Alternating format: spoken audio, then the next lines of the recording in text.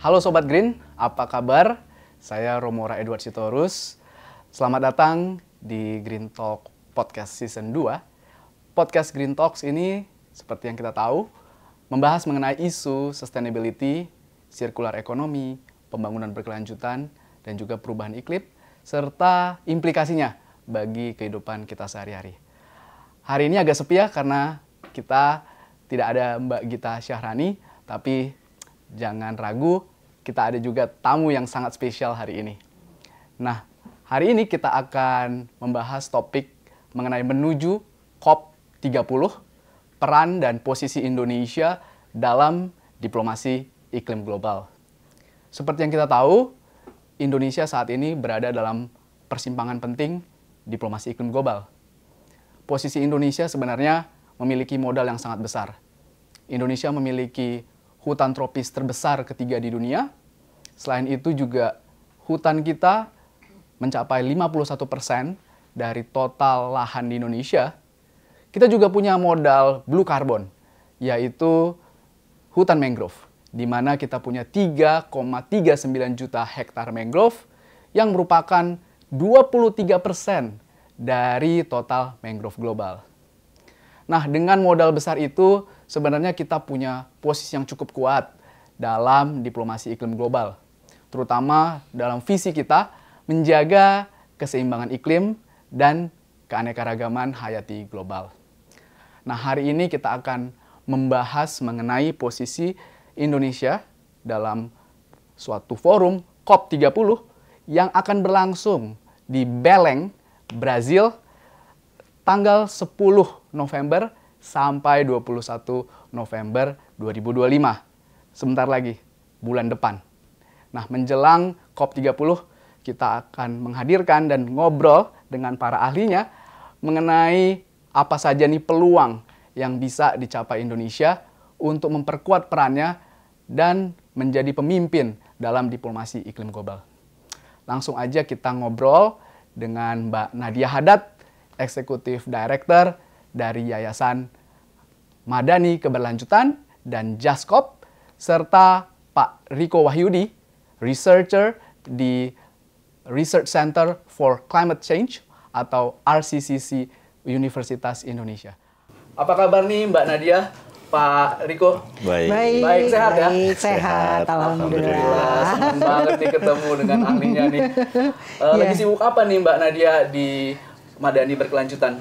Sibuk sama COP kayaknya. Sama COP ya? Wow. Karena menjelang COP gitu. Jadi kita kan, saya dari Madani Berkelanjutan, kita emang lembaga yang fokusnya adalah untuk memastikan bahwa pemerintah Indonesia itu bisa memenuhi komitmen iklim gitu kan. Nah, COP ini kan event penting gitu di situ. Betul.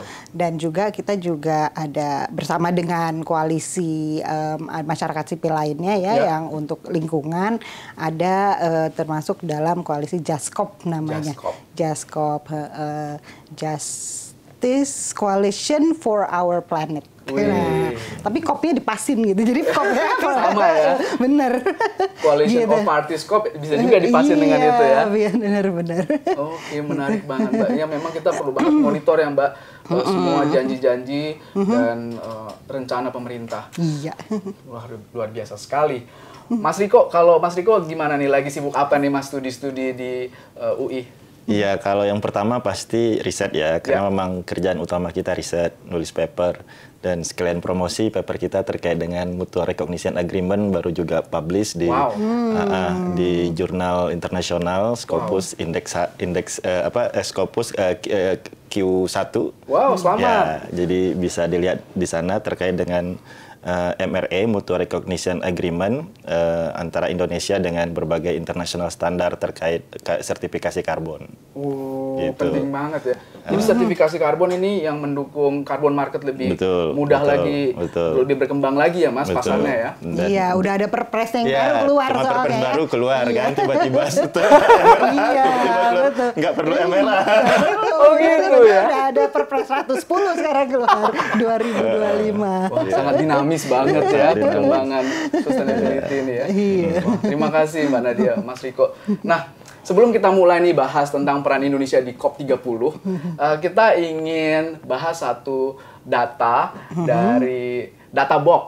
Kata Data ini punya suatu platform yang keren banget, Mbak, dan saya sarankan untuk Sobat Green juga cek this out, Databox ya. Saya sendiri udah subscribe gitu ya. Nah, di sini dikatakan ada satu survei yang diterbitkan ISEAS, Yusof Ishak Institute, bahwa perubahan iklim itu adalah topik paling menantang buat para responden di Asia Tenggara.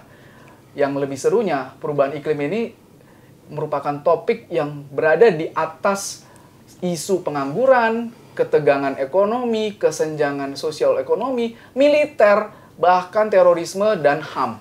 Jadi ada kesadaran bahwa perubahan iklim ini sangat penting dan bisa berdampak kepada inequalities, kepada produktivitas, poverty, dan sebagainya.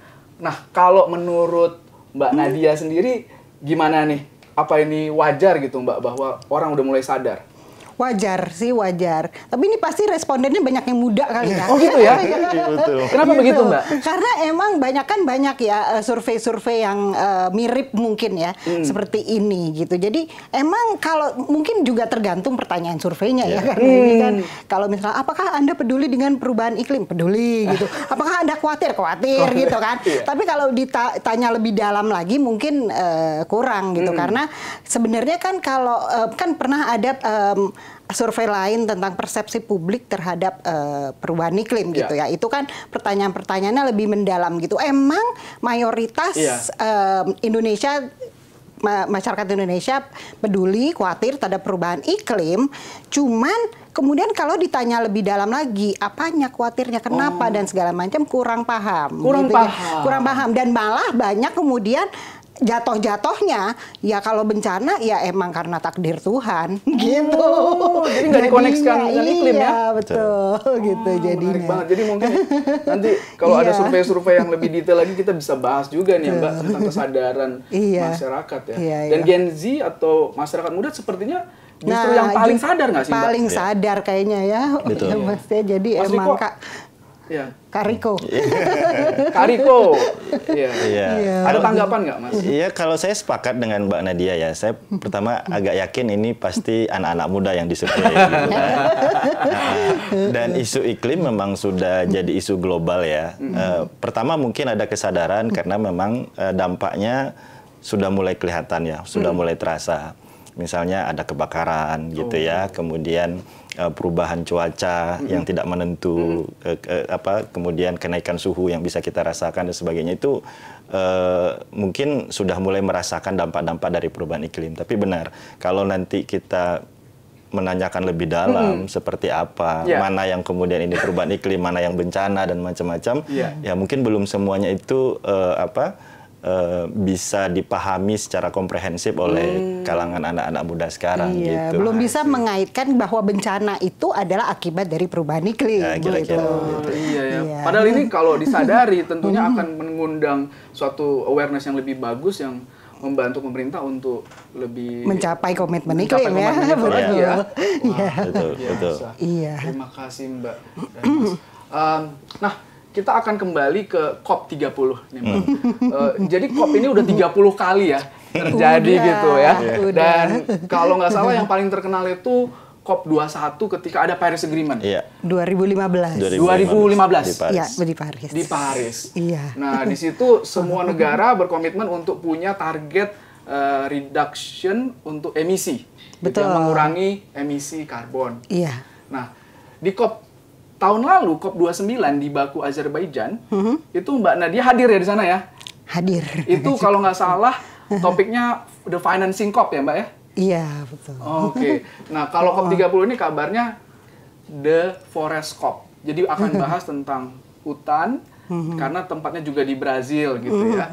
Nah, kita lihat posisi Indonesia yang juga punya hutan.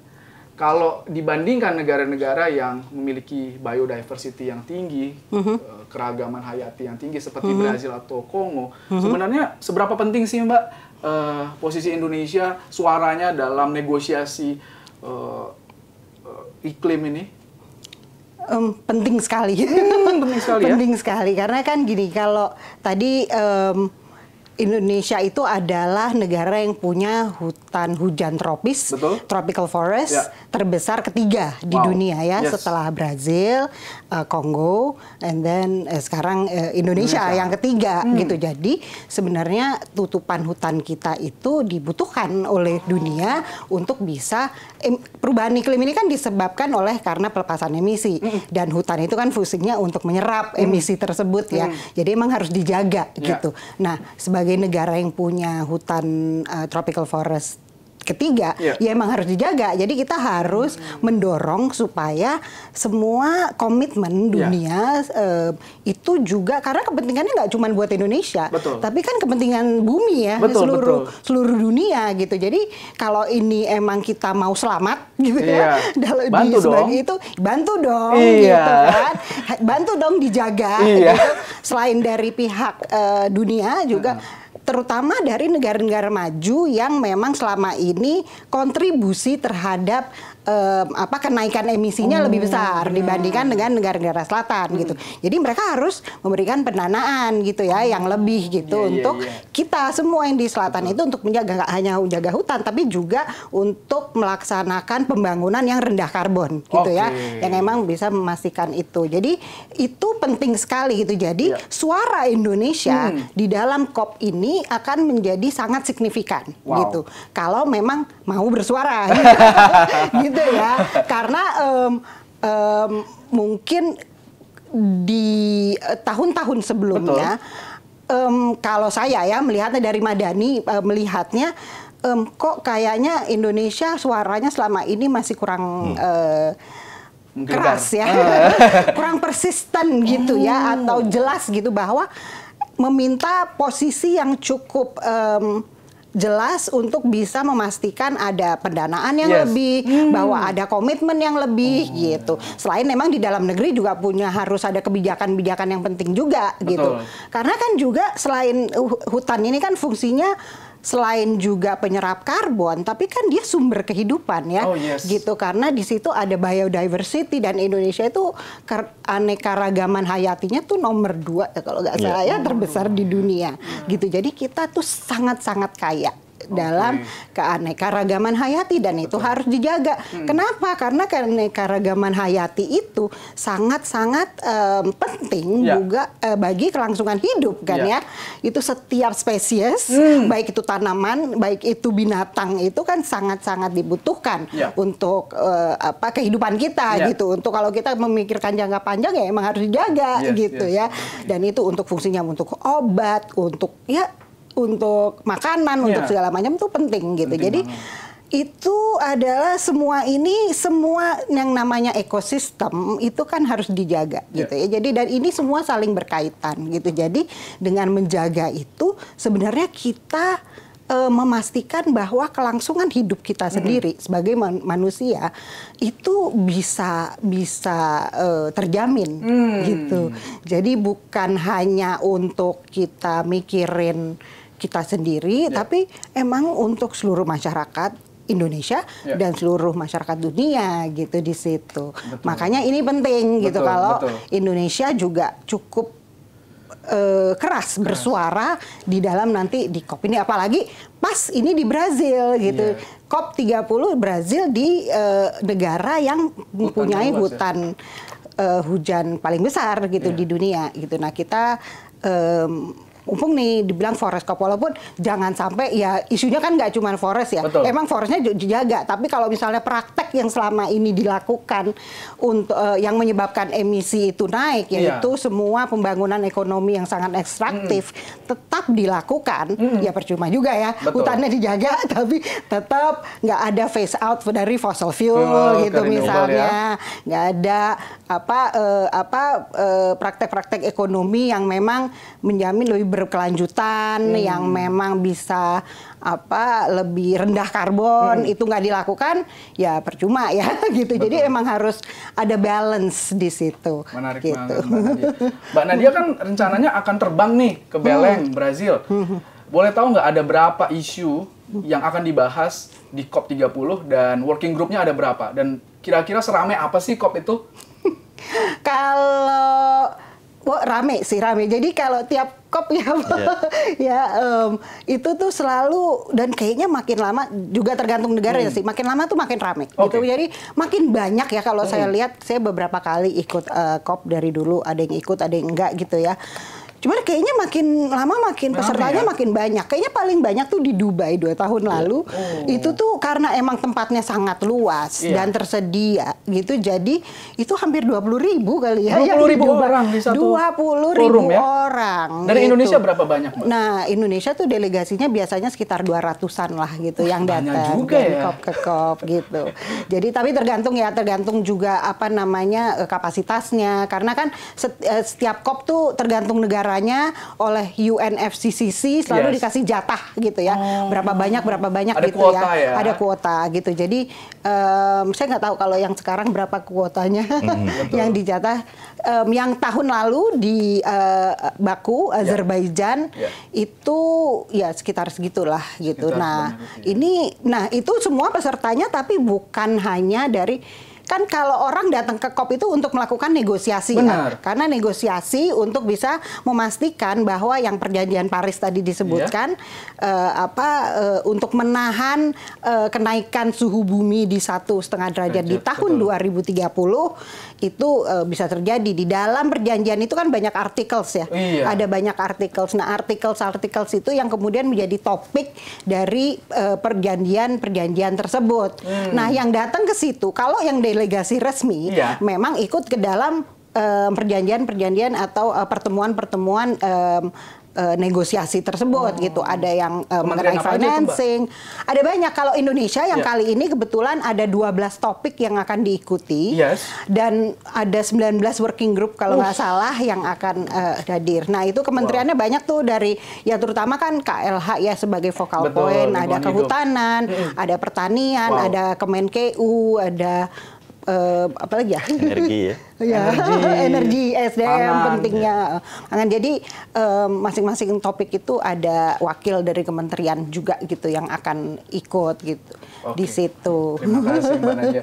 Mas Riko, ini tadi Mbak Nadia kasih semacam perspektif bahwa kita itu bisa lebih bersuara lagi loh dengan modal kita yang begitu besar, pemain di bidang sustainability ini. Kalau menurut Mas sendiri, isu-isu apa nih yang sebenarnya Indonesia harus lebih push lagi? Tadi kan ada 12 isu gitu Mas ya. Kira-kira menurut Mas, mana nih yang sebenarnya Indonesia itu harus lebih persisten lagi? Iya, ini kalau saya mungkin dari pengalaman ya, sama dengan Mbak Nadia. Sebagai negosiator ya, saya sebagai negosiator artikel 6. Artikel 6 itu bicara perdagangan karbon internasional ya. Kalau 62 itu antara negara dengan negara. Kalau 64 itu antara bisnis to bisnis, beda negara gitu ya. Nah, saya kebetulan sebagai negosiator di sana sejak COP di Mesir ya. Ya, tahun berapa itu Mas? 2022 ya. Ya, 2022. Nah, sebenarnya gini, saya sepakat dengan Mbak Nadia. Kita biasanya kurang terlalu menggema ya di COP itu. Tapi catatan saya begini. Gimana, Mas? Pasif pun kita, orang itu pasti melirik Indonesia. Nggak mungkin nggak melirik Indonesia. Pasif sekalipun gitu ya. Kenapa tuh? Ya tadi, karena kita hutan tropis kita nomor 3 terbesar di dunia setelah Brazil dan Kongo. Kemudian Indonesia juga menyuarakan mau transisi energi, coal phase out dan macam-macam gitu. Ya itu menarik perhatian orang ya. Dan ketika orang mau offset, ya orang pasti akan ngelihat siapa sih yang punya forest gitu kan. Oh ya kalau nggak Brazil ya Indonesia lah gitu. Dan dari sisi tata kelola mungkin juga kita jauh lebih baik dari Kongo dan sebagainya gitu. Jadi Indonesia itu selalu dilirik.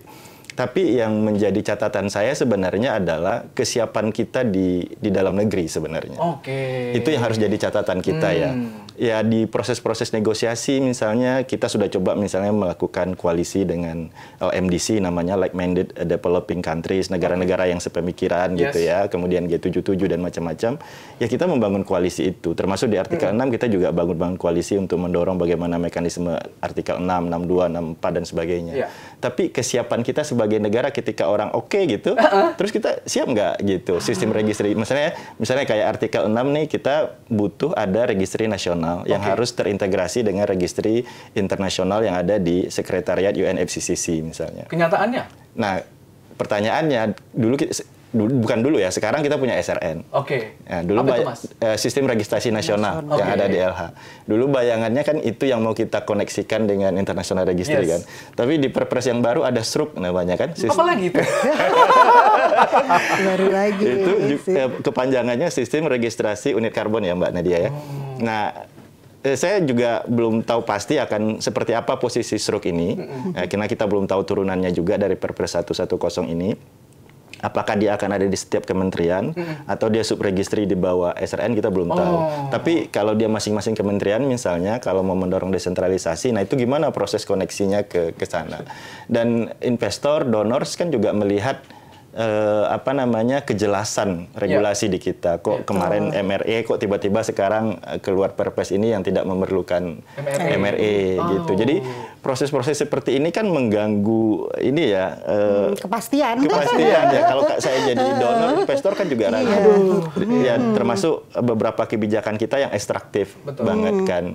Ya saya nggak perlu sebut nama proyeknya gitu ya.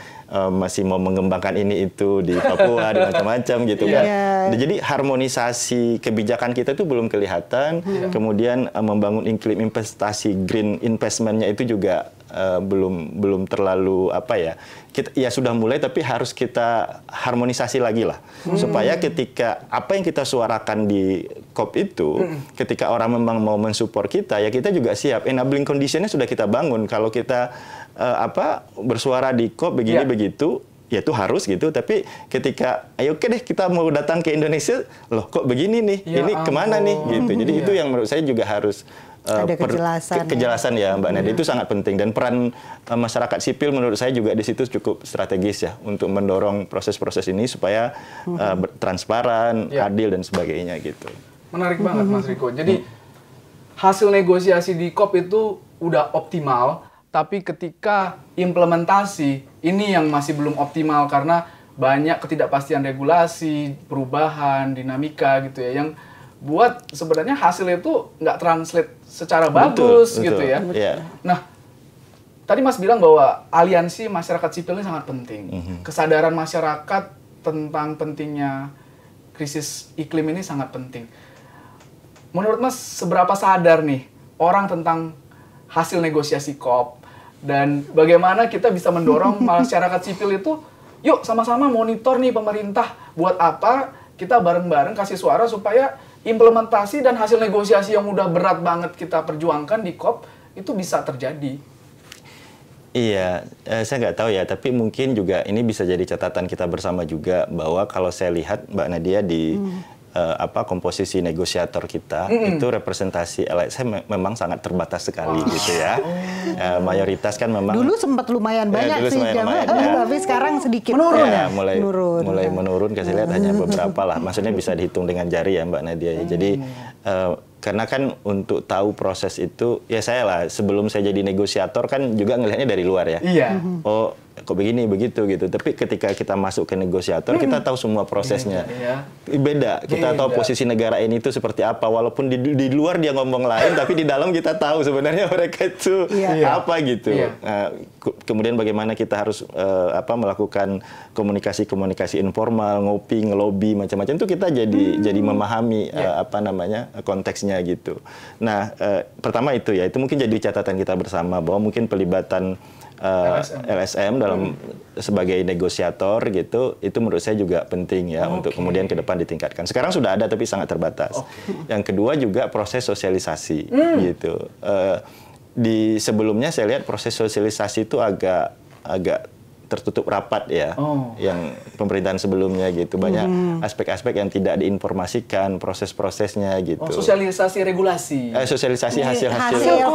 Jadi berapa penting gitu. Jadi kata data bisa banget nih sosialisasi hasil COP ini. Forum-forum seperti ini. Iya, ini kan penting banget. Karena ini emang sebenarnya kan isunya lumayan rumit ya. Mungkin rumit dipahami mungkin sama orang awam gitu. Nah, jangankan soal COP-nya gitu, soal perubahan iklimnya aja kan orang awam belum sepenuhnya mengerti. Tadi ya terbukti dari survei, terbukti dari survei itu juga ya. Jadi emang sulit gitu. Jadi emang selama ini tadi mungkin menyambung dari Mas Riko, kalau LSM NGO ya, masyarakat sipil kurang dilibatkan dalam negosiasi itu sangat disayangkan juga gitu ya, karena sebenarnya banyak dari kalangan NGO itu yang juga expert gitu, yang sebenarnya ingin membantu posisi Indonesia supaya ingin membantu posisi Indonesia supaya bisa mendapatkan posisi yang lebih kuat, bisa mendapatkan hasil negosiasi yang lebih menguntungkan lah buat Indonesia gitu ya. Bukan mau ngerecokin.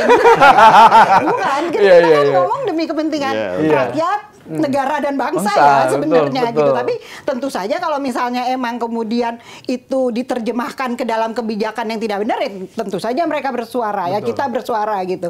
Tapi sebenarnya karena setiap COP, dari COP ke COP banyak loh yang datang, tapi bukan sebagai negosiator. Oh gitu. Kayak saya banyak kan, yang datang. Banyak gitu. Kayak saya kan dari tiap tahun ya hampir datang juga gitu ya, tapi bukan sebagai negosiator memang, tapi ngeramain di luar gitu, membantu ayo Mas Riko gitu, gitu ya.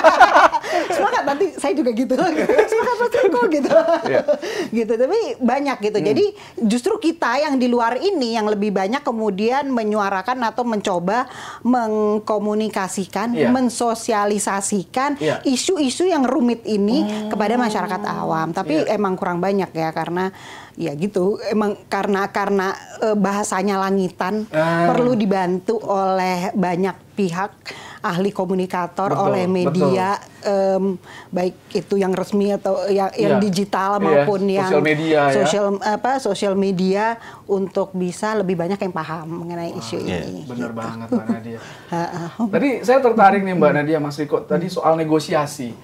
Ketika Mas negosiasiin poin tadi 6 ya? Artikel 6. Artikel 6. Itu proses negosiasinya dimulai sebelum COP, udah ada poin-poin dalam negeri. Kemudian saat COP itu berapa lama? Apakah berhari-hari?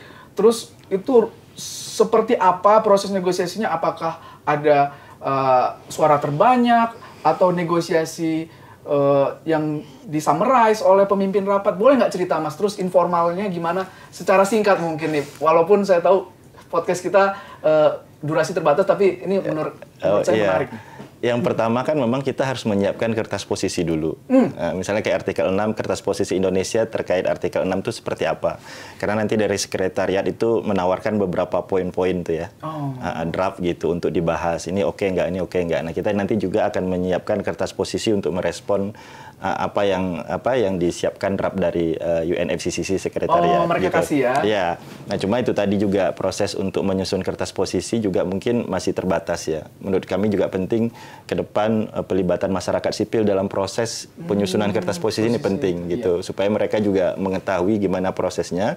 Dan memang kalau mau pemerintah harus berkolaborasi ya, berkolaborasi dengan masyarakat sipil, berkolaborasi dengan kampus gitu. Kalau memang hasil-hasil COP ini bisa kita jawantahkan ke dalam konteks Indonesia gitu. Nah, biasanya nanti kertas posisi ini selalu kita bahas sebelum COP setiap tahun di Bonn ya. Makanya ada Bonn Climate Conference. Di Jerman ya? Di Jerman, ya. Setiap tahun itu kan setiap bulan Juni kita ngadain Bonn Conference. Sebelum COP ada Bonn dulu. Bonn dulu.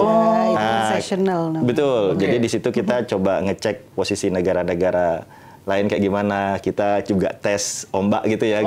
Ini kita kalau kita tawarkan negara-negara lain ngelihatnya gimana gitu. Dan beberapa hal kalau bisa ada yang bisa sudah kita sepakati ya jadi lebih mudah prosesnya nanti di COP gitu. Nah, jadi dari hasil Bonn lalu kemudian kita ramu lagi. Nanti untuk COP kita rapikan lagi kertas posisi kita. Gitu. Terus kita bawa lagi ke COP. Nah, di COP memang keputusan nanti akan dibuat di COP kan. Kalau yang tadi kan masih mendiskusikan lah ya yang di Bonn gitu. Dan keputusannya nanti di COP gitu. Nah, dan di situ memang capek sekali ya. Jadi saran saya kalau mau jadi negosiator ya siap-siap nggak dapat waktu jalan-jalan gitu ya. Karena kita itu kayak siap fisik dan mental. Siap fisik dan mental. Karena kita sampai jam 11 malam, jam 1 malam. Saya punya pengalaman sampai jam 1 malam di COP di mana di Dubai. Jam 1 malam. Jam 1 malam. Dan bahkan untuk pergi ke pavilion Indonesia saja kita nggak bisa. Gitu. Itu ngobrol terus, diskusi, negosiasi Iya, terus. karena kan artikel 6 itu banyak ya. Ada tadi 62, 62 tuh beda mekanismenya. 64, ada 68 juga. 68 itu yang non-market approach gitu. Jadi kita akan harus bahas keputusan dan kita harus memperhatikan nih keputusan ini nggak mengganggu kepentingan Indonesia, nggak sesuai nggak gitu. Jadi kalau nggak kan nanti bahaya. Jadi kita pantau terus. Kalau kita nggak setuju kita protes. Nanti kita juga yang dibahas tuh sampai per kata ya, per kata, betul. gitu. Per kata. Jadi ini mau pakai kata apa nih di sini gitu yang itu aja bisa lama sekali ya. Itu. Gitu ya. Satu kata itu bisa berjam-jam. Bisa berjam-jam cuman ngebahas Iya. satu kata. Ada konsekuensinya kan setiap kata-kata itu. Iya. Belum lagi masih inklusivitas dan yang lain itu Betul. operasional masih harus dimasukkan lagi yang lain ya. Nah, terima kasih nih Mas Mbak untuk sharingnya tadi tentang mekanisme di COP ya. Kita tahu nih Mbak bahwa kita sudah banyak sekali kehilangan hutan tropis selama 2 dekade terakhir. Dan kalau menurut data World Resource Institute (WRI) itu dari 2001 sampai 2024 Indonesia itu kehilangan 10,7 juta hektar hutan tropis primer. Dan ini nomor 2 terbanyak setelah Brazil yang kehilangan 33,5 juta hektar hutan tropis. Menurut Mbak dan Mas, ini mengejutkan atau tidak berbasis usaha kita selama ini seperti apa itu memang ya wajar kita hilang kalau kondisi kita selama ini seperti ini. Kalau dari Mbak Nadia gimana tanggapannya? Terkejut nggak ini atau wajar aja nih? Karena emang dari dulu ngeliatin hutan, jadi emang udah tahu angkanya kayak begitu. Iya, iya. Gitu. Jadi apa yang buat hilang, Mbak? kita kalau dibanding, kalau Indonesia dibanding Brazil kan tinggi banget tuh 33 gitu. Brazil emang pas kemarin pemerintahan sebelumnya ya Bolsonaro tuh banyak sekali gitu kehilangan hutan. Tapi kalau dibandingkan dengan luasan hutannya, Brazil kan hampir 500 juta hektar ya. Luasan hutannya Indonesia tuh 90. Kalau ini hutan primer sekunder ya, semua tutupan hutan tuh 92 jutaan ya. Luas tutupan hutan gitu. Jadi emang ya segitu sebenarnya cukup banyak juga. Secara persentase gede ya? Iya, secara persentase sebenarnya gede gitu kita lumayan. Walaupun sebenarnya trennya beberapa tahun terakhir ini memang sudah sangat menurun dibanding katakanlah dengan 10 tahun yang lalu gitu ya. Tapi tetap ini masih terjadi gitu deforestasi, dan itu yang sebenarnya harus kita lebih serius untuk menjaga. Kita kan punya komitmen sebenarnya kan kalau mengacu pada dokumen komitmen Indonesia, memang kita fokusnya banyak di forest land use ya, di hutan dan tata guna lahan gitu ya di situ.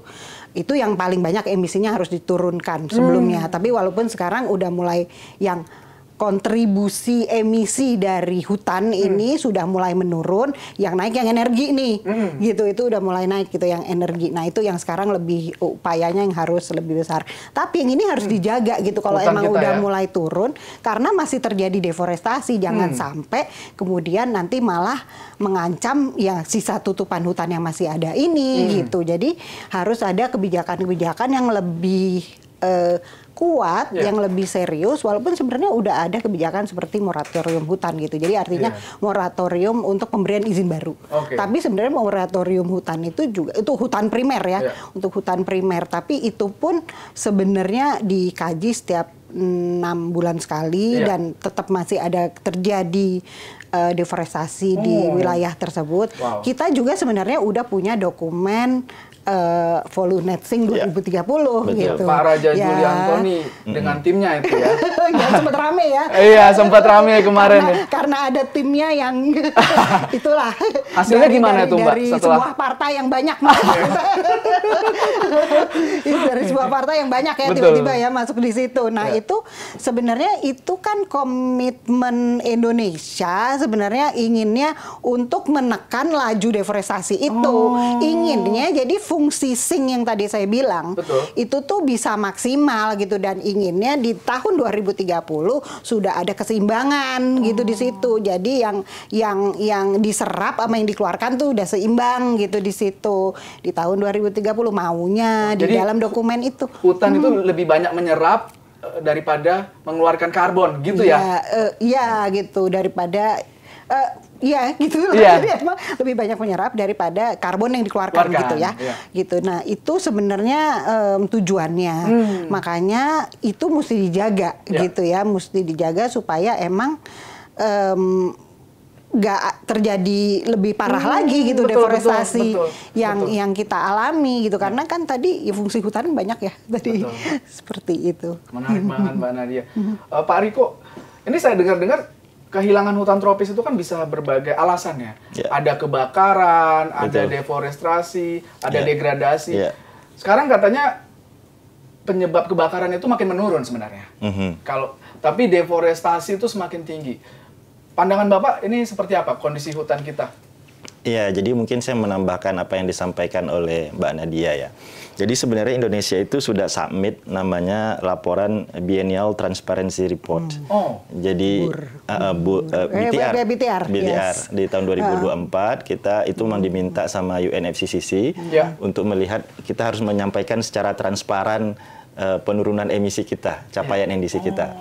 Jadi kalau teman-teman semua ngelihat di di BTR kita itu memang sektor kehutanan itu masih gagal ya untuk mencapai targetnya. Jadi kalau misalnya sebenarnya sektor kehutanan itu kalau ini baseline gitu ya, ini emisi baseline, ini target penurunan emisi countermeasure 1 artinya dengan upaya sendiri. Ini target penurunan dengan ada bantuan internasional. Itu inventory aktual emisi kita itu masih di atas target yang upaya sendiri, tapi masih di bawah baseline. Masih di bawah baseline. Tapi masih di atas target. Jadi kita tuh targetnya belum tercapai. Paham. Gitu ya, kira-kira gitu, sederhananya gitu. Jadi dan target countermeasure 1 atau upaya sendiri itu baru tercapai di 3 tahun terakhir saja. 2020, 2021, 2022. Itu pun karena COVID kan. Karena mobilitas membantu COVID ya, in a way ya. Kegiatan berkurang. Betul. Di energi juga keberhasilan itu tercapai di tahun itu. Karena mobilisasi orang juga berkurang. Apa harus COVID terus biar aman ini? Jangan dong. Jangan dong ya. Jadi memang begitu. Deforestasi kita juga masih di atas target upaya sendiri, tapi masih di bawah baseline. Baseline ini basisnya kalau nggak ada usaha ya, Mas? Iya, tanpa ada intervensi lah, kira-kira. Seperti sekarang lah. Walaupun mungkin baseline ya bisa aja kita kritisi gitu ya, apakah baseline ini overestimate dan sebagainya. Tapi paling tidak oke lah bahwa ya sekarang kondisinya ya seperti itu hutan kita gitu. Jadi ya upaya-upaya tadi yang perlu dilakukan ya, sinkronisasi, karena kan misalnya pengembangan tidak hanya usaha-usaha di sektor kehutanan, tapi di sektor energi misalnya ini juga harus kita perkuat, misalnya biofuel dan macam-macam gitu kan. Nah jangan sampai itu ya oke lah ini mau diambil dari tumbuhan tapi ternyata di kawasan hutan, buka hutan, kita nggak mau seperti itu juga kan. Jadi proses traceability kita atau bahasa Indonesianya ketertelusuran kita itu juga harus dikuatkan gitu. Dan itu tadi bagaimana juga mendorong ke depan iklim untuk kegiatan-kegiatan perlindungan, proyek karbon, hutan dan sebagainya itu bisa didorong dan difasilitasi dengan jelas lah oleh pemerintah gitu. Menarik banget Mas Riko.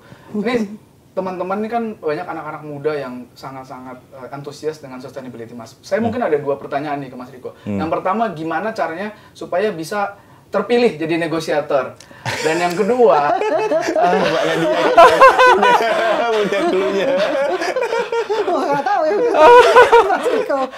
yang kedua itu kalau kita posisinya bagus, kayak hutan kita nomor 3 terbesar gitu, itu gimana itu bisa dijadikan daya tawar saat kita ngobrol? Mungkin yang pertama dulu, Mas. Atau yang terakhir juga boleh deh. Yang pertama rahasia ya, enggak? Bukan. Jadi saya nggak tahu ya, Kak. Tapi begini, memang kita waktu di Research Center Climate Change, karena kita fokus di isu-isu perubahan iklim, terutama di mitigasi, kita mau melakukan kajian riset dan sebagainya. Dan kajian riset kita kan memang kita tidak hanya ingin sekedar selesai di paper gitu. Oke lah, paper keren, bisa bangga-banggaan gitu, tapi ternyata nggak dipakai juga gitu. Jadi kita berusaha untuk menyampaikan itu juga ke policy makers gitu. Jadi kita berkolaborasi juga, melakukan riset-riset gitu ya, memberikan masukan dan sebagainya. Nah, kemudian dari situlah sebenarnya teman-teman bilang, oh Mas Riko boleh bantu kita juga nggak untuk support artikel 6 gitu. Jadi sebenarnya ditawarkan juga, nggak mengajukan nggak mengajukan diri ya, dicari ya. Iya, jadi saya makanya nggak tahu juga kalau supaya terpilih itu mungkin Mbak Nadia yang bisa ngasih. Atau mungkin kenal orang dalam, Mas? Ordal ya Mbak ya. Ordal. Tapi menarik dan saya mendorong teman-teman dari masyarakat sipil juga untuk bisa jadi negosiator gitu ya. Dan ya lebih sering main ke COP aja sih sebenarnya nanti main ke COP dengan policy maker gitu ya. Karena di Pavilion Indonesia itu menurut saya juga tempat yang baik untuk membangun koneksi jaringan gitu ya. Karena paling ramai juga ya Mbak. Apa itu Pavilion Indonesia Mas? Itu apa namanya? Tempat. Jadi setiap negara punya pavilion. Jadi kayak punya namanya pavilion gitu. Jadi kayak stand. Stand gitu. Jadi setiap negara punya standnya sendiri, termasuk Indonesia, pavilion Indonesia. Selain negara juga lembaga, kadang-kadang ada banyak sekali gitu lembaga, baik itu lembaga UN maupun yang lainnya ya, yang organisasi besar gitu tuh biasanya juga punya stand sendiri gitu di situ. Jadi banyak sekali pavilion dan gitu setiap kegiatan jadi punya selain yang di dalam ruang-ruang negosiasi itu setiap pavilion biasanya juga punya sesi-sesi dari pagi sampai sore setiap hari. Sharing juga bisa. Iya gitu. Jadi setiap hari termasuk Indonesia gitu. Indonesia juga setiap di pavilion Indonesia itu selalu dari pagi sampai sore tuh ada gitu sesinya untuk topik-topik yang di talk show kayak gini lah. Gitu ya. Anak-anak muda bisa ikut nggak Mbak? Bisa banget. Anak-anak mahasiswa gitu. Boleh kalau emang ada di situ. Tapi kan itu di dalam namanya Blue Zone. Jadi kalau di UNFCCC itu ada Blue Zone di mana negosiasi yang resmi ya, maksudnya yang terjadi di situ. Dan itu harus pakai badge, gitu badge resmi dari UNFCCC, baru bisa masuk Blue Zone. Nah, tapi di luar itu ada Green Zone. Green Zone itu adalah yang untuk lebih umum, gitu. Jadi siapapun bisa buka stand di situ dan bikin acara juga di situ. Pavilionnya di Blue Zone. Pavilionnya di Blue Zone, gitu. Jadi kalau siapa yang ada di Blue Zone boleh aja. Boleh aja. Selain itu dia juga di UNFCCC akan ada side event resmi sendiri. Kita bisa register gitu. Jadi lembaga manapun yang terakreditasi itu tuh bisa register untuk membuat sesi side event sendiri gitu di situ. Nah, itu banyak sekali gitu tiap kali. Pendaftarannya biasanya berapa bulan sebelum itu udah dibuka. Banyak sekali yang apply gitu untuk ikut di side event itu gitu. Tahun depan jadi pengen ikut nih Mbak. Harus data-data depan lebih dekat sekali kan. Di Australia. Iya, rame-rame kita data. Jadi sekarang kan jauh sekali ya, soalnya Beleng di Beleng di Brazil jauh sekali gitu. Menarik banget. Thank you penjelasannya. Kalau hutan tadi, menurut saya ya pertama tentu Indonesia harus bisa menarasikan ya terkait dengan hutannya, dengan biodiversitinya, masyarakat adatnya dan lain itu haruslah menurut saya. Tapi di satu sisi mungkin Indonesia juga bisa menjual apa-apa yang sudah berjalan sebenarnya. Contoh, kita sudah berhasil mendapatkan dana Green Climate Fund (GCF) ya untuk penurunan emisi 2014 sampai 2016 dari Green Climate Fund. 2014-2016 yang lalu ya? Yang lalu sebesar 103,8 juta US dollar. Wow. Jadi tapi kok berhasil kan 2015 ada kebakaran hutan gitu ya. Nah, itu karena baseline-nya diambil dari tahun 2006 yang mana 2006 kebakarannya juga lebih gede gitu ya.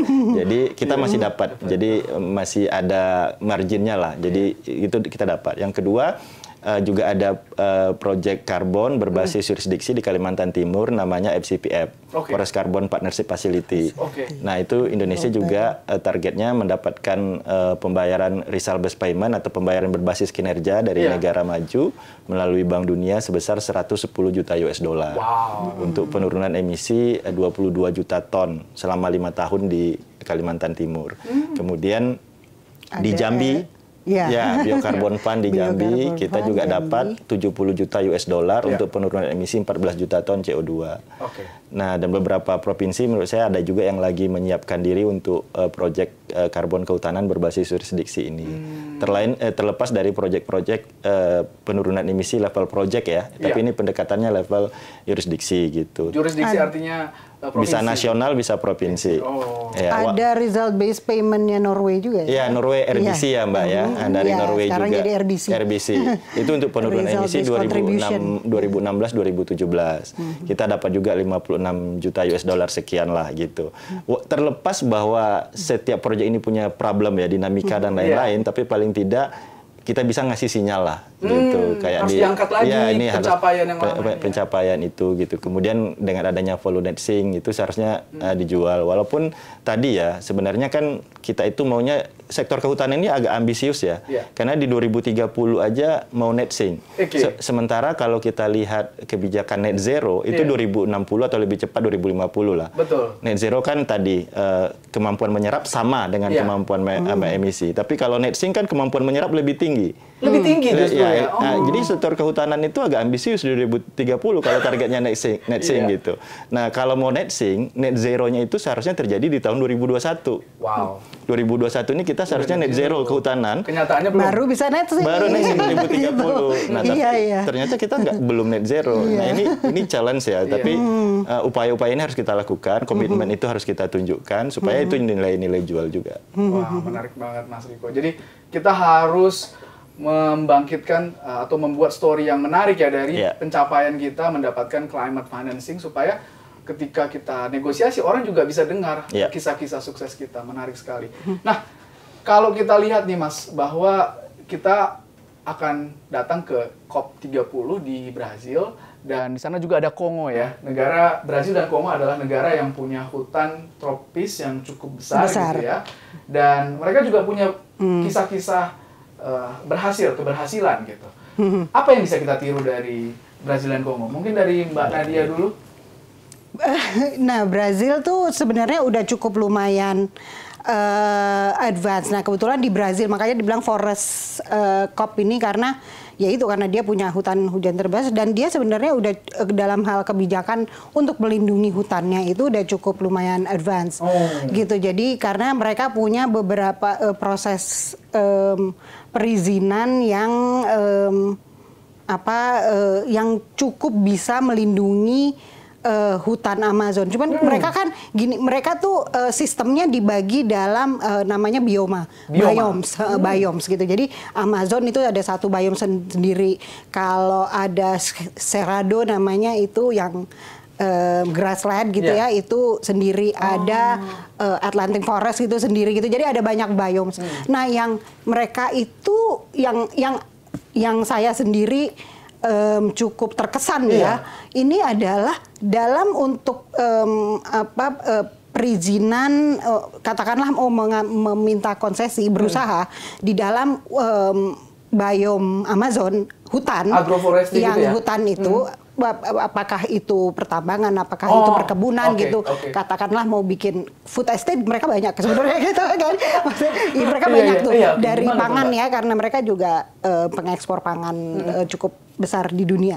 Itu sekarang dengan peraturan itu sebenarnya cukup bisa melindungi, mengkonservasi hutan yang ada karena itu namanya ada legal reserve gitu di situ mereka. Legal reserve mereka kalau misalnya konsesinya di dalam si Amazon 80% tuh harus dikonserv.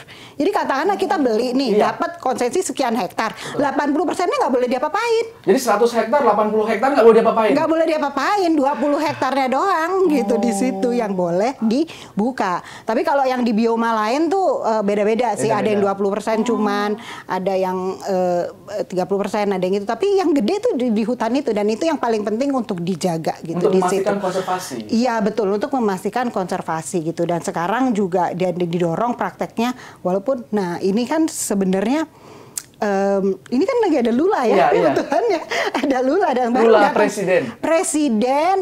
presiden Brazil lagi datang ke sini karena akan join ASEAN, tapi mampir dulu di Indonesia. Katanya mau diajak jalan-jalan lihat MBG gitu. Tapi sebenarnya salah satu agendanya Brazil itu kan karena dia punya inisiatif baru nih sebenarnya, yaitu Tropical Forest Forever Fund namanya. Tropical Forest Forever Fund gitu, TFFF. TFFF ini adalah mekanisme yang sebenarnya di luar mekanismenya UNFCCC gitu. Jadi kalau yang mekanisme UNFCCC kan selain kita mendorong supaya ada pendanaan lebih melalui sekarang NCQG namanya. Ini termnya banyak banget ya soalnya. Jadi New Collective and Quantified Goal. Jadi itu mendorong supaya lebih banyak negara maju untuk komitmen naruh duit, targetnya 1,3 triliun US dollar untuk bisa naruh duitnya untuk membiayai pendanaan iklim sebenarnya ya. Tapi di luar itu ada yang mekanisme tadi melalui artikel 6 tadi ya, yang 6.2, 6.4 melalui mekanisme karbon gitu ya. Ada yang seperti itu. Itu kan di dalam mekanisme UNFCCC. Nah, TFFF ini inisiatifnya Brazil di luar itu. Bedanya apa? Bedanya adalah idenya adalah gimana caranya hutan-hutan ini, semua negara-negara yang punya hutan, nggak cuma 3 negara, dia targetnya kalau yang recipient country namanya ada 70, itu bisa tetap menjaga di luar mekanisme yang tadi. Jadi mereka akan menggalang dana dari negara maju melalui pasar obligasi dunia gitu, supaya jadi sistemnya gini, negara-negara maju naruh duit, targetnya 125 miliar US dollar untuk naruh duit, dan duit itu ditaruh diputar di pasar obligasi. Yieldnya untungnya yang nanti akan digunakan untuk bayar negara-negara tropis ini jaga hutan. Jadi tiap hektar, dia hitungannya per hektar, bukan karbon ya, bukan emisi. Jadi tiap hektar yang dijaga akan dibayar 4 US dollar. Jadi kalau kita punya sekian ribu juta hektar, ya kaliin aja sama 4 gitu. Nah, tapi kalau misalnya itu, dan itu boleh didapatkan kalau misalnya di suatu wilayah sudah ada proyek result based payment atau RBC juga bisa. Kalau misalnya wilayah tersebut udah ada proyek karbon, itu tetap bisa dapat asal hutannya dijaga. Tapi kalau terdeforestasi kita ada penalti gitu. Sistemnya seperti itu. Nah, itu yang lagi didorong dan akan di-launch oleh Lula nanti di tanggal 6 kabarnya di Brazil sebelum COP. Iya, tapi itu pas Leader Summit ya. Karena Leader Summitnya sekarang duluan, COP-nya tanggal 10, Leader Summitnya sebelumnya gitu tanggal 6 mulai. Jadi Leader Summit presiden-presiden itu nanti akan datang. Nah, itu akan di-launch di situ. Nah, ini yang salah satu inisiatif yang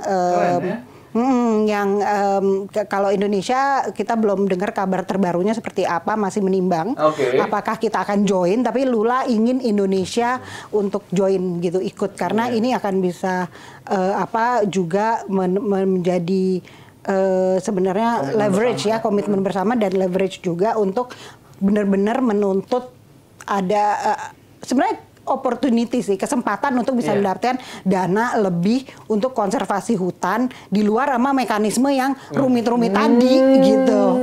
Jadi biar dapat, tapi memang di luar mekanisme UNFCCC gitu. Nah, itu salah satu targetnya, itu mungkin yang bisa kita juga ya semoga disupport ya. Kita lumayan lah gitu kalau misalnya dapat, walaupun nggak tahu ya pembayarannya kapan dapatnya, tapi ya udah support aja dulu. Nah, kalau Kongo saya kurang ngikutin sih, karena agak susah nih ketemu sama civil society Kongo gitu ya. Tapi dia punya sistem, kalau nggak salah dia punya sistem kayak juga perhutanan sosial model sana gitu juga ada seperti itu. Oh, menarik banget. Jadi ada sistem yang diintroduce tadi, ada dana abadinya konsepnya juga, terus ada market based mekanismenya, dan itu di luar sistem yang ada. Menarik banget ya, Mbak. Semoga bisa terrealisasi ya. Tambahan sedikit, sorry. Yang tadi TFFF itu ada ketentuan 20% itu untuk IPLCs, untuk Indigenous Peoples Local Communities, masyarakat adat dan komunitas lokal. Gitu. Jadi emang ini yang penting dan itu harus direct funding. Gitu. Jadi emang Minimal 20%. Minimal 20% harus ke situ gitu mereka. Jadi, nah ini juga mudah-mudahan juga dilihat sebagai kesempatan ya untuk mendapatkan pendanaan yang lebih, karena emang perannya si IPLC ini kan penting sekali gitu, dan itu yang sayangnya belum diakui oleh negara ini karena sampai sekarang RUU masyarakat adat masih belum disahkan gitu. Betul. Udah lama ada di prolegnas tapi belum juga disahkan. Tapi padahal itu sangat penting, ya? Prasyarat yang sangat penting sebenarnya. Wah, menarik banget Mbak Nadia. Saya ingin menindaklanjuti tadi poin Mbak Nadia soal indigenous people dan perannya, Mbak. Kalau Mas sendiri gimana nih melihat RUU masyarakat adat belum terrealisasi sampai sekarang, padahal perannya dalam konservasi hutan untuk memastikan volume net sink itu juga besar gitu. Pandangan Mas seperti apa?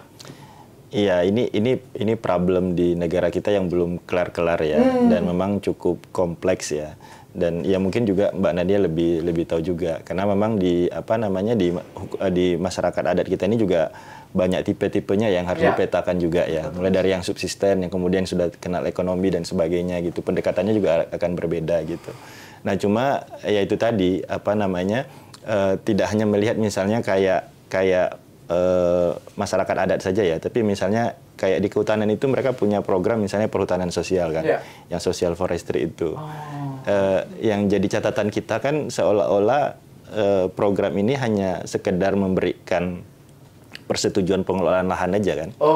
Ya kan, ya udahlah dikasih kamu silakan kelola gitu. Tapi kan nggak semudah itu masyarakat itu untuk mengelola. Mereka butuh kapasitas, mereka butuh pendanaan. Seharusnya dibangun mekanisme yang komprehensif ketika akan memberikan pengakuan, apakah itu hutan adat ataupun hutan-hutan skema perhutanan sosial yang lain, itu harus komprehensif. Enabling environment-nya kayak Mas bilang tadi ya. Betul. Harus difasilitasi aksesnya ke market, fasilitasi aksesnya ke pendanaan dan sebagainya, itu penting gitu. Nah itu juga yang dalam konteks ini kayak mekanisme benefit sharing mechanism gitu ya, mekanisme pembagian manfaat apapun nanti polanya, apakah reserve based payment atau apapun. Nah itu memastikan yang tadi Mbak Nadia bilang juga bisa sampai ke masyarakat sipil, sampai ke komunitas, masyarakat adat, kalau bisa masuk ke situ gitu. Karena kalau yang saya lihat misalnya, kita juga belum punya panduan secara nasional ya, kalau di sektor kehutanan ya. Kalau di FCPF misalnya, saya tidak melihat ada alokasi ke masyarakat sipil di situ. Dari FCPF? Yang di Kaltim ya. Forest Carbon Partnership Facility. Tapi kalau yang proyek karbon berbasis jurisdiksi di Jambi, Biokarbon Fund, udah ada ya? Itu ada alokasinya untuk masyarakat sipil dan kampus malah, universitas juga ada alokasinya gitu. Jadi, nah ini kita belum seragam juga gitu. Nah gimana kita bisa memastikan pembagian itu juga adil dan sebagainya gitu. Kalau untuk masyarakat adat ini memang dilematis ya. Kemarin kami juga main-main ke Papua gitu. Terus bertemu dengan masyarakat adat. Masyarakat selalu bilang, ini kan hutan kami sudah tempatin di sini. Boleh nggak sih Pak, kami mau jadi proyek karbon, cuma kami belum dapat izin perhutanan sosialnya aja. Tapi ini kan kami udah tinggal di sini berpuluh-puluh tahun kok tiba-tiba jadi HPH, jadi hak pengusahaan hutan dan sebagainya gitu. Jadi ini problem-problem yang memang harus segera diselesaikan oleh pemerintah ya, oleh negara ya, dengan bersama stakeholder yang lain sih menurut saya. Dan harus transparan ya mekanismenya ya Mas, biar orang percaya, trust-nya terbangun. Betul, gitu ya. betul. Menarik banget Mas. Nah ini 2 pertanyaan terakhir untuk masing-masing Mbak Nadia dan Mas Riko. Pertanyaan yang pertama mungkin tentang diplomasi iklim ya. Kita punya sekitar 11 hari nanti di COP30. Dan tadi yang dibilang ada cukup banyak orang Indonesia yang akan dikirimkan delegasinya di sana. Apa sih faktor yang mungkin selama ini underutilized yang bisa kita manfaatkan di kesempatan bulan depan ini untuk meningkatkan diplomasi kita lebih kencang lagi? Kira-kira apa nih yang selama COP sebelumnya itu kayaknya kurang deh, tapi kayaknya COP kali ini kalau ini dimanfaatkan bisa mendongkrak daya tawar kita lagi, Mbak Nadia. Itu tadi ya sebenarnya udah disebutkan juga oleh Mas Riko gitu, bahwa sebenarnya kita punya banyak kita tuh punya kepentingan, Iya. gitu. Kita sebenarnya punya leverage, Iya. gitu ya, sebagai karena punya hutan ini, gitu. Itu aset kita yang sebenarnya bisa kita perjuangkan untuk bisa satu dapat perhatian lebih, gitu dari dunia, dua juga untuk mendapatkan pendanaan lebih, gitu kan. Kan selama ini juga pendanaan yang datang ini untuk kita butuh sangat-sangat dana yang cukup banyak. Kalau mau melaksanakan yang voluntary aja butuh 230 triliun ya. Iya, Rupiah untuk itu. Wow. Itu baru yang kalau yang apa ya untuk voluntary. Nah, itu duitnya dari mana? Gitu ya.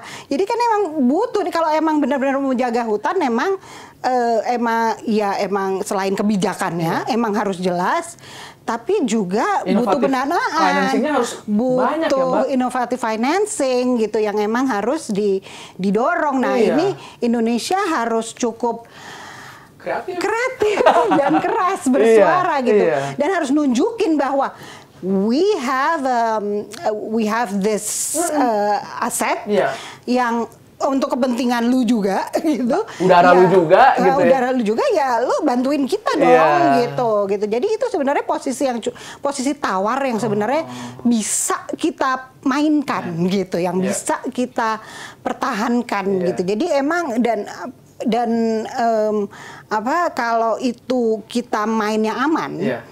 Aman tuh maksudnya ya udahlah kita ikut aja lah maunya kayak gimana gitu ya. Itu yang ya udah kita akhirnya nggak dipandang gitu karena jadi emang kita harus aktif kita proaktif. Harus inovatif, kita harus nunjukin gitu, tapi nunjukinnya juga selain nunjukin bukti-bukti yang emang jelas-jelas bahwa kebijakan di Indonesia sendiri itu tidak mengancam gitu kan. Selama ini kan masalahnya selain memang ya kita punya ambisi yang kuat, tapi dalam kenyataannya masih banyak kebijakan yang saling kontradiktif gitu ya, yang masih mengancam hutan gitu.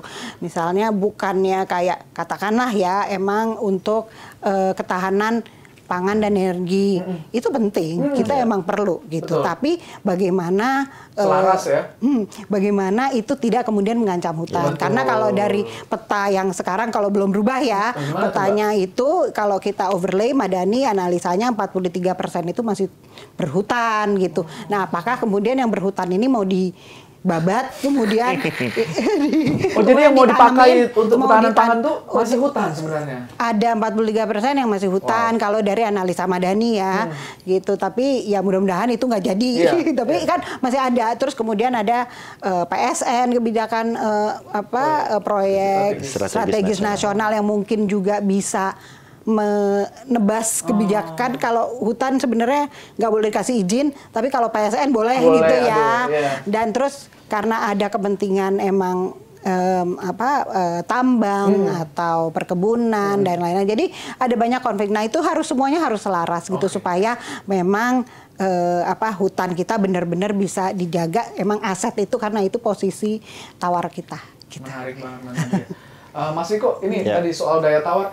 Kita kalau di dalam negosiasi itu berhadapan dengan Amerika, Cina, atau negara-negara maju, atau gimana posisinya tuh yang paling tough itu dengan siapa gitu Mas? Dan daya tawarnya kalau ke mereka tuh jualnya gimana? Misalkan kamu nggak kasih uang, hutan kita bisa bahaya loh gitu, atau gimana sih? Iya, ya kalau Amerika kan udah nyabut diri ya. Udah nyabut diri ya? Iya. Nggak ada hadir berarti ya? Hadir, mereka hadir. Tapi dia nggak ikut Paris Agreement, dia kan udah keluar di presiden mereka yang baru kan. Kalau yang sebelumnya Joe Biden balik ke Paris Agreement, tapi sekarang udah keluar lagi. Ya kalau perwakilan sih ada-ada aja, cuma kan ya mungkin nggak banyak yang mau ngobrol juga kan, karena kan ya kayak bantuan-bantuan perubahan iklim termasuk ke Indonesia kan sudah hampir semua ditarik juga kan gitu. Jadi ya biasanya sih kalau di negosiasi sih kita paling banyak sih memang dengan EU, kemudian negara-negara Uni Eropa, kemudian juga dengan negara-negara seperti Jepang, Korea Selatan. Itu biasanya yang sering berinteraksi dengan kita juga ya. Kalau di ASEAN tuh Singapura, karena Singapura kayaknya juga punya kepentingan ya untuk mencapai target mereka gitu, walaupun sebagai negara luasan kecil di ASEAN, tapi mereka punya kepentingan juga. Jadi yang sering diskusi, lobby itu biasanya ke sana. Karena memang kalau di artikel 6 tuh intervensi memang paling banyak di EU biasanya. Jadi kita akan sering melobi ke EU gitu.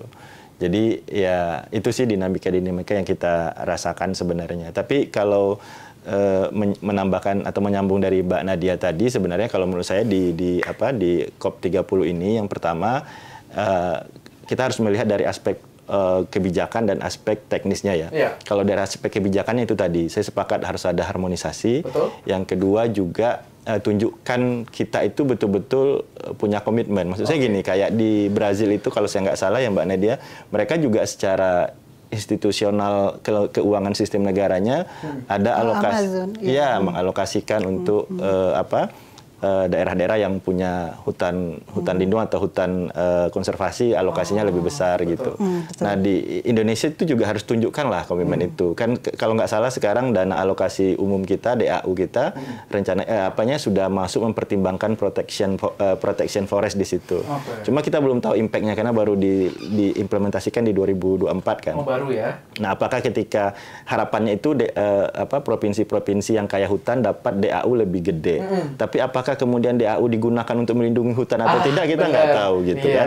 Jadi itu harus kita lihat juga. Jadi komitmen menunjukkan tidak hanya ada bantuan internasional kita lakuin, tapi komitmen kita sebagai sebuah negara, kerangka kebijakan kita, sistem kita juga harus ke situ gitu ya. Itu secara kebijakan menurut saya harus itu. Secara teknis, nah ini sangat penting sih karena problem juga kan ini biasanya negosiator itu tadi yang disampaikan adalah perwakilan dari masing-masing kementerian. Betul. Nah kerap kali orangnya berganti karena mutasi, betul. berubah orangnya. Oh kemarin saya bertemu ini di artikel tiba-tiba kok beda lagi nih orangnya gitu. Sehingga ada historis yang hilang dan malah kita juga harus menjelaskan kan, gitu kan. Malah kita harus menjelaskan itu tuh capek sekali tuh harus menjelaskan dari awal dan lain-lain gitu. Nah jadi mungkin ada beberapa yang pasif bukan karena dia mau pasif, tapi dia belum tahu konteksnya, gitu. Sehingga menurut kita itu penting untuk memastikan prosesnya ini teman-teman negosiator itu juga dilatih, dibina, ada sekolah diplomasinya sebelum mulai, dikasih konteksnya sehingga ketika di sana bisa bernarasi, bisa mesuarakan dan membuat gema Indonesia tadi di COP gitu. Wah menarik banget. Terima kasih Mbak dan Mas. Mungkin yang terakhir boleh minta satu pesan untuk masyarakat yang mungkin ingin mendukung diplomasi iklim di Indonesia, baik itu masyarakat di luar pemerintahan, koalisi sipil, apa yang harus dilakukan untuk membantu diplomasi iklim di Indonesia? Mungkin dari Mbak Nadia dulu. Kan tadi kita ini sebenarnya hadir di dalam COP gitu sebenarnya untuk dorong supaya ada capaian yang emang menguntungkan buat kita sendiri gitu ya. Emang sebenarnya membantu sih pemerintah Indonesia untuk bisa mendapatkan posisi tawar yang tinggi itu gitu. Nah, manfaatkanlah kami gitu jadinya. Manfaatkan gitu. Jadi lebih banyak, apalagi dengan tadi ya konteksnya bahwa banyak negosiator yang baru belum tahu, kita walaupun bukan negosiasi tapi kita cukup ngikutin kok gitu. Jadi sebenarnya cukup bisa diajak ngobrol, diskusi untuk menentukan posisi yang terbaik untuk Indonesia seperti apa gitu. Nah di sini sebenarnya kita kan non party stakeholders gitu ya jatuhnya. Nah ini sebenarnya lu harus lebih banyak gitu ruang-ruang diskusi untuk kita bisa saling bertukar pikiran dan juga ngasih tahu reality on the ground. Karena kan banyak dari kita ini emang mainnya di tapak ya.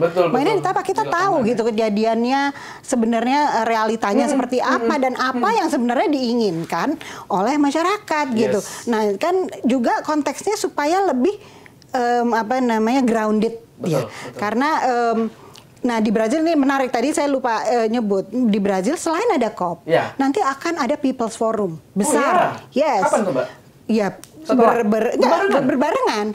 Jadi mereka akan ada People's Forum itu besar-besaran gitu di situ. Nah, banyak nanti teman-teman yang juga akan terlibat aktif di dalam People's Forum gitu di situ. Nah, di People's Forum ini yang akan banyak bersuara adalah masyarakat adat, masyarakat lokal Brazil. Selain juga akan masyarakat adat dan masyarakat lokal dunia ada di situ. Campaign yang disuarakan adalah the answer is us. Jawabannya adalah kami, karena emang kalau come to think of it gitu ya, kalau selama ini kan kita masuk ke dalam krisis iklim adalah karena praktek pembangunan yang sangat ekstraktif, tidak memikirkan konteks lokal. Gitu. Padahal masyarakat ini mempunyai kearifan lokal yang dari dulu udah benar-benar bisa kok jagain hutan. Gitu sudah mereka punya kok pengetahuan dan kemampuan itu. Gitu. Jadi kalau balikin deh sekarang gitu. Dengerin deh kita gitu. Jadi the answer is us. Jadi banyak-banyaklah diskusi dengan kita. Luar gitu. biasa. Makasih banget Mbak Nadia. Mas Riko ada tambahan? Iya, kalau saya cuma mau menambahkan bahwa memang menurut saya penting untuk melibatkan semua pihak ya. Kita tuh harus kolaboratif. Kita nggak bisa jalan sendiri-sendiri juga gitu. Jadi untuk COP ini menurut saya ya penting untuk melibatkan masyarakat sipil, termasuk juga akademisi gitu ya dalam proses ini gitu. Karena misalnya untuk gini ya, kalau kita lihat NDC kita nih kan memang komitmen yang akan dilihat oleh negara-negara itu adalah komitmen NDC kita. NDC kita ini kan sebenarnya memang oke lah disusun oleh Kementerian Lingkungan Hidup ya. Oke ya, yang nyusun mereka. Tapi ini bukan dokumennya Kementerian Lingkungan Hidup. Ini dokumennya negara gitu. Yang ditandatangani oleh Presiden Republik of Indonesia di atasnya, bukan Ministry of Environment gitu. Nah, sehingga yang saya tangkap juga proses second NDC ini sedikit agak lama karena mungkin proses teknisnya oke, tapi proses politiknya itu enggak berjalan dengan baik, sehingga mungkin Presiden juga ragu, ini apa sih, barang apa sih NDC ini, apa sih modelnya kayak gimana gitu. Seharusnya ini kan terinformasikan juga dengan baik ke Presiden ya. Sosialisasinya lagi sekarang nih ya. Lagi sekarang nih, hari ini. Sekarang pada NDC saat yang kedua ini. ya. Iya. Dari yang pertama itu tahun 2016. Yang satu. Nah, menurut saya itu kan jadi problem. Jadi proses-proses ini tuh penting gitu, dan pelibatan masyarakat sipil tuh menurut saya penting dalam proses-proses ini juga gitu ya, supaya kita bisa melihat bahwa prosesnya betul-betul transparan gitu, data yang digunakan, data baseline-nya sudah benar atau belum. Teman-teman juga mungkin punya data gitu, termasuk pengembangan nilai ekonomi karbon, kita harus punya metodologi dan lain-lain. Ya kan banyak kampus kok yang bisa support itu gitu, jangan dipikirin sendiri juga gitu kan, sehingga kolaborasi menurut saya jadi penting sih ke depan. Ya itu sih. Terima kasih Mas Riko. Terima kasih Mbak Nadia, Mas Riko untuk sharing insight dan knowledge ini tentu sangat berguna untuk Sobat Green yang sangat berharap bahwa iklim kita makin baik, nanti banjir makin jarang, udara makin bersih, juga kita bisa hidup bersinkronisasi dengan alam dengan lebih baik lagi. Ya, untuk Sobat Green kita sudah dengarkan bagaimana pembicaraan bahwa COP30 ini merupakan forum yang sangat penting, dan kita tahu bahwa perjalanan untuk mengurangi emisi net zero, follow net sink itu perjalanan yang panjang, tapi kita harus percaya bahwa dengan memastikan semua suara, baik pemerintah maupun masyarakat adat, koalisi masyarakat sipil, itu bisa terrealisasi. Asalkan kita sabar dan kita persisten, kita belajar dari experience kita sebelumnya, insya Allah itu semua bisa terrealisasi. Sobat Green, dengan demikian selesai sudah episode Green Talks kali ini. Sampai jumpa di Green Talks selanjutnya. Green Talks, walk the climate talks.